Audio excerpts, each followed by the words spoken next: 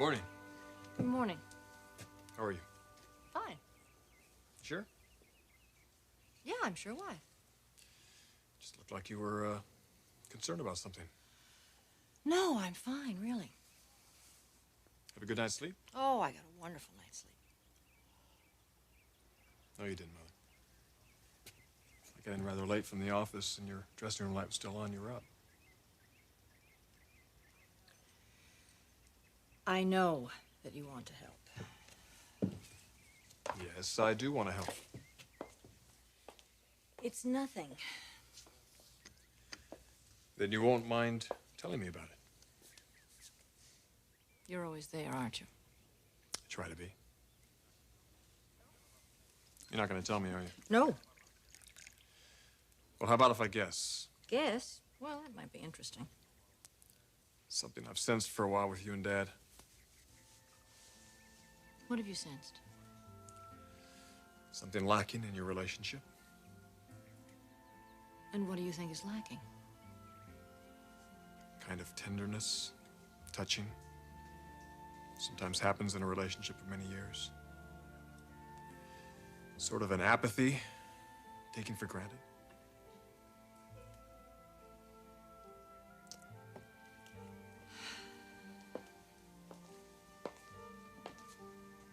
Being taken for granted, yes, that sort of sneaks up on you, doesn't it? You're so involved with your life and the business and the family. Is it, Dad? No, I think it's what you said, apathy. Another woman? No. You sure? Remember what almost happened a while back with that old college flame of his. I love you for wanting to get involved. But I think it's better if Eric and I just try and work through this. And for gosh sakes, don't tell anybody we had a conversation about this, all right? Because you'll just make more out of something that isn't there. Then it's still manageable? Yes. And I am, after all, a very tough fighter. I know you are. That's why I place my money on you. Where's Thorne? Oh, I think he's still in bed fighting a hangover. A hangover? Yeah, he got in late last night. And you're never going to believe who he was with. Who? That young woman, the burn victim that gave the speech on the Queen Mary? Mm-hmm. Devaney Dixon.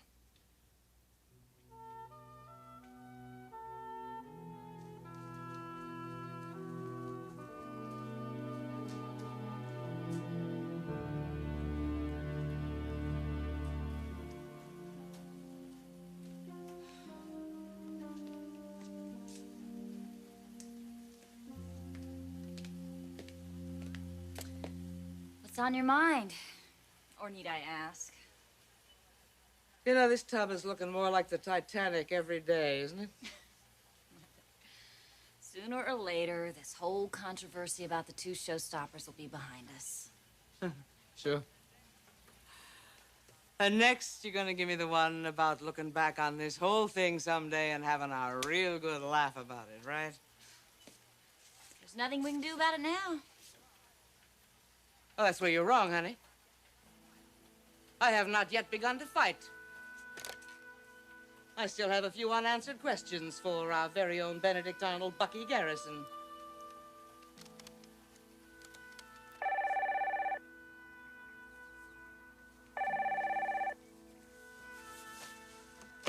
Hello? Hello, Clarke. I'm glad I caught you in. And I really did catch you, didn't I? What is it, Sally? It's explanation time, Bucky. Once again. And you could win real big if you come up with the right one, and you could lose even bigger if you don't. And it's right now or never. I'll take never. I'm leaving for work. Oh, honey, I really think you ought to see me now while you still have a choice of venue. See, we could meet over there at that apartment, or we could meet in Eric Forrester's office. So come on, baby. What'll it be? I'll be here.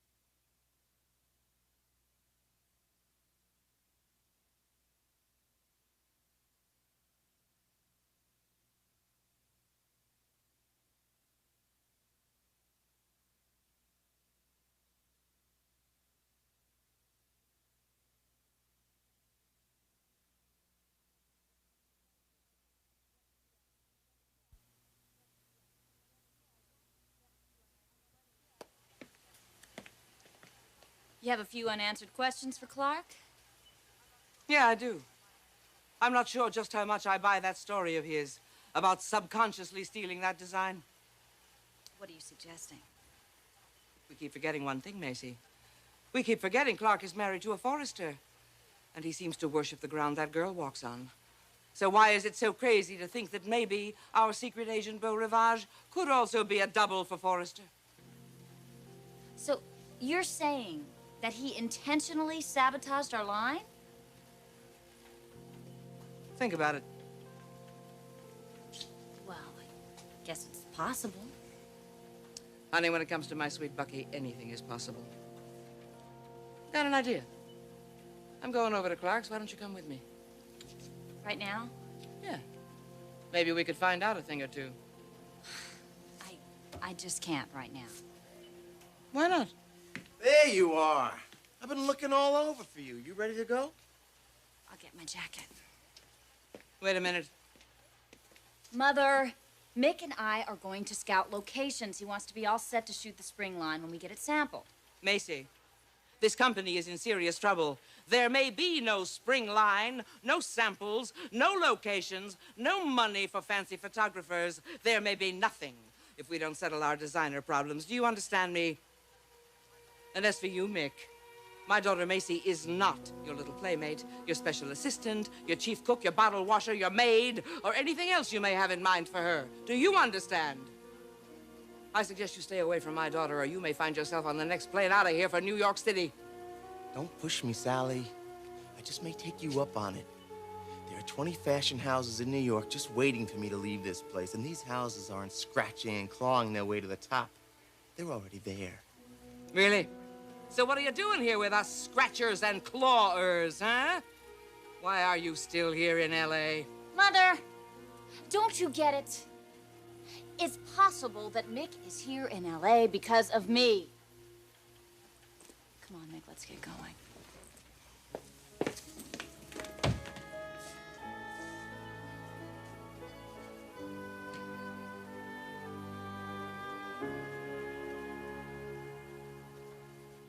Good morning, Mother, Ridge. Good morning. Good morning. How are you feeling? Better. Better than what? Last night. Just what happened last night? It was weird. I was at the club drinking scotch. All of a sudden, I started feeling very dizzy, very tired. Drinking too much? Ridge, it was one drink. I didn't even finish it. Well, were you ill? Hadn't you eaten anything? How'd you get home? Devaney, she drove me. Do you remember she's the lady who made the speech on the Queen Mary? That's who I was having the meeting with. How'd you get hooked up with her? She called me at the office. She said she wanted to talk to me. She had something very important. What did she want to talk to you about? You know, when I think back on it, I don't think she ever really said. I take it that veil of hers is to hide a rather large scar. Oh, it's much more than a scar. This woman has been badly disfigured. It's really horrible what happened to her. This is a lady who needs a lot of help. And I'm going to give it to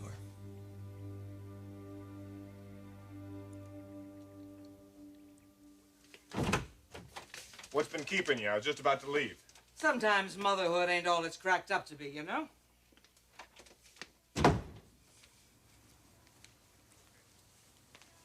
You okay? Yeah, I'll live. Besides, I'm not here to talk about Macy. Bucky, I've been thinking about that story you handed me about the fiasco with the showstoppers on the Queen Mary, and you know something? The more I think about it, the less I believe it. So I'm going to give you one more chance to come up with a story I can believe. I want the truth this time. Or else.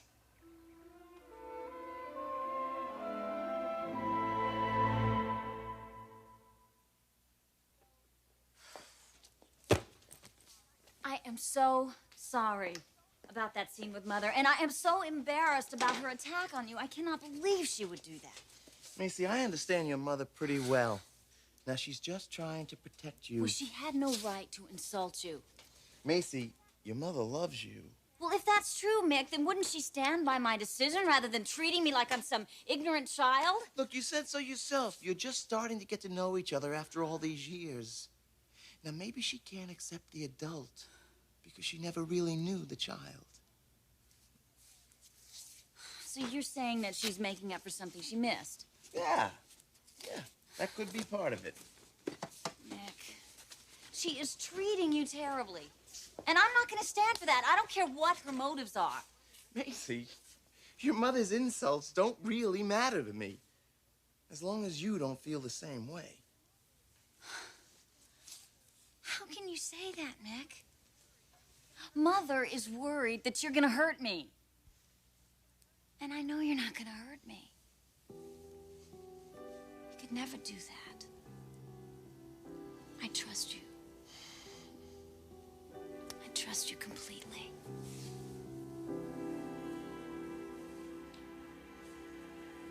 Like I said before, I want the truth. Right now. Sally, we've been over this. We're going over it again. Sally, I have nothing else to tell you. You mean you're sticking with that story? It's not a story. It is the truth. I see. You ain't talking, Good. Suffer the consequences. Wait a minute, Sally. You have something on your mind. Now out with it. All right, Clarke, you're right. I do have a little pet theory about what really went down on the Queen Mary a couple of weeks ago. Trouble is, I can hardly believe it. And yet it's the only thing that makes any sense. I'm all ears. I think you did it, Bucky. Deliberately. I think you put one over on me. All the time I thought you were on my side. All the time I thought you were on Spectra's side. I thought all of that money and all of that creative freedom I gave you had finally won you over, but oh boy, was I wrong. What are you talking about, Sally? There was a little element that I forgot to take into consideration in my master plan, wasn't there? And that was your little wife, Kristen. She was always opposed to you coming over and working for me at Spectra, wasn't she? But you fought her right up to the end. But I think she finally got to you. I think it was Kristen who convinced you to sabotage my line. Now, come on, Clarke. Admit it. You're going to help Devaney Dixon? Yes, I want very much to do this. Well, obviously, you have something very specific in mind, Thorne. To open up the world to her again. Liberate her from that veil. As I see it, there are two things that this woman needs desperately in order to live a normal life again. Obviously, the first thing is plastic surgery. Plastic surgery? Well, when someone has been burnt that badly, can you really do something with plastic surgery? Mother, I don't know. You may be right. But I do know one thing. I'm going to do everything I can to find someone to help her. You're going to find her a plastic surgeon? That's right. What's the second thing you felt she needs? Devaney, more than anything, needs a friend. Someone who she can trust and confide in, and that's what I need, too. Someone to get my mind off myself, my divorce. I really think will be helpful for each other. Sounds good to me. Sounds as though I ought to have a conversation with her. You sound skeptical. No, not at all. I think you're wanting to help her is a lovely idea. And if it helps you to get through this very difficult time in your life, I'm all for it. I just want to make very sure that you understand exactly what it is you're getting into. Yes, I do, Mother. I don't know anyone who's more deserving. One who needs help more than Devaney Dixon.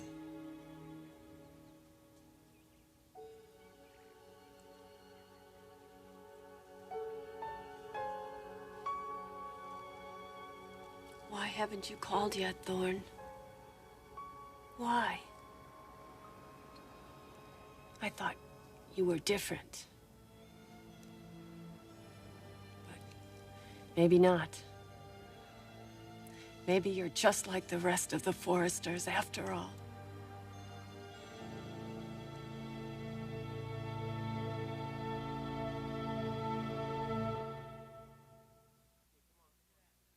Okay, come on, let's get out of here. Now, what's the matter? Come here. Come here. Hey. Hey, this is really getting to you. What Mother is doing, constantly putting you down, is intolerable. Well, like I said, I can deal with it. I can't.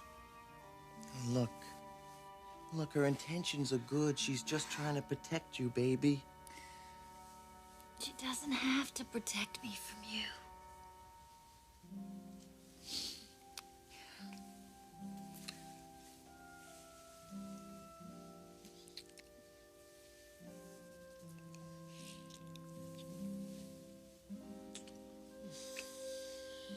Oh, Mick, I love you so much. Oh, what are we gonna do with you, kid? Huh? There's only one thing we can do. As long as Mother has this attitude, I cannot work here any longer. I'm gonna have to leave Spectra. You sure you want to do that? I don't want to do it, but I have to do it. She is making it impossible for me to work here. And until she realizes how important you are to my life, she is going to have to live without me.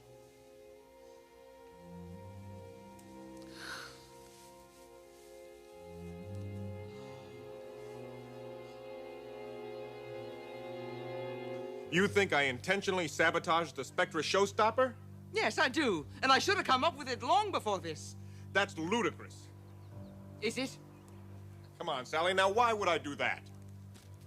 Number one, to secure your position and prove your undying loyalty to Eric Forrester. Number two, to make Queen Stephanie happy by proving that she was right about me all along. Number three, to nail me, to get back at me for a whole lot of things, like having you roughed up.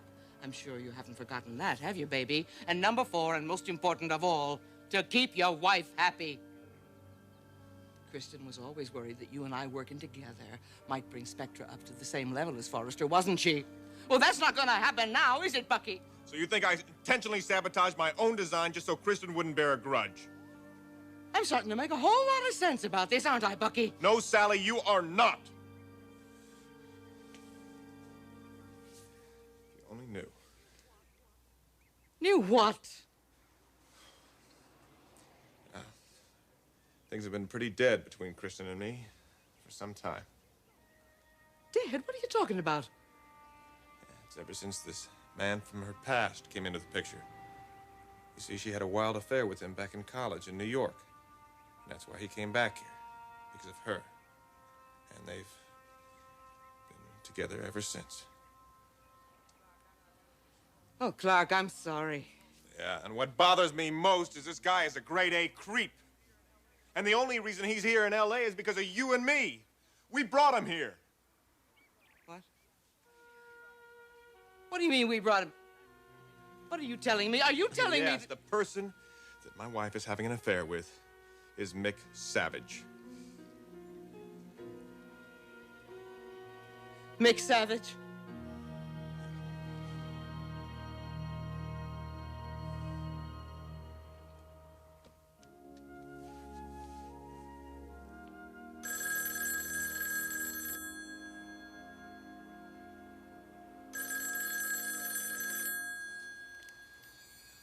Hello?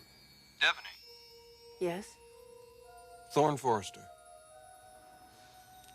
Thorne, I wasn't sure that you would call.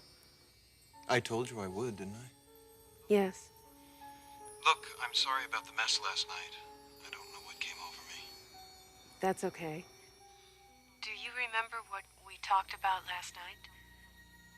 You helping me? I haven't forgotten. I plan to be in touch with a plastic surgeon today. You really do care. Yes, Devaney. I do. I'll call you after I talk with the doctor. Take care.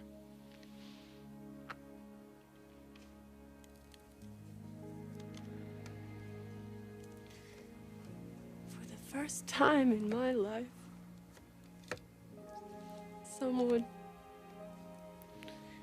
someone really does care.